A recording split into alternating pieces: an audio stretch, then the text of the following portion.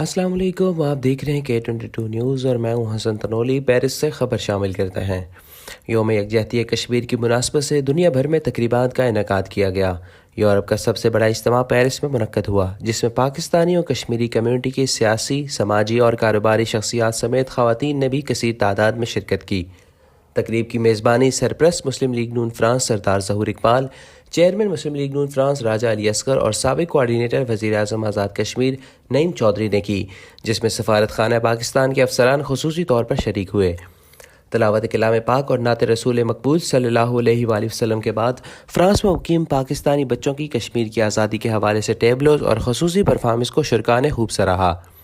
سردار ظہور اقبال، راجہ علی اصغر، نعیم چودھری، طارق شریف بھٹی، صاحبزادہ عتیق الرحمان، ڈاکٹر حمزہ تاج، سید خالد جمال، چودھری گلزار لنگڑیال، ملک منیر احمد، چودھری ذوالفقار نگیال سمیت دیگر نے اپنے خیالات کا اظہار کیا۔ شرکاء کا کہنا تھا کہ ہم بہادر کشمیری عوام کے عزم اور حوصلے کو سلام پیش کرتے ہیں۔ شرکاء نے اقوام متحدہ کی سلامتی کونسل اور قراردادوں کے مطابق کشمیری عوام کے حق خود ارادیت کے حصول تک ان کی غیر متزلزل اخلاقی، سفارتی اور سیاسی حمایت جاری رکھنے کے عزم کا اظہار کیا۔ تقریب میں صدر مسلم لیگ نون فرانس خواتین ونگ نیر سلطانہ، ڈیزائنر نینا خان، معروف صحافی و ادبی شخصیت طاہرہ سحر، صحافی شبانہ چودھری اور بینا خان سمیت کمیونٹی کی سرکردہ خواتین شریک ہوئیں۔ اجتماع کے اختتام پر ملک پاکستان کی سلامتی و خوشحالی کے ساتھ ساتھ کشمیر کی آزادی کے لیے بھی خصوصی طور پر دعا کی گئی۔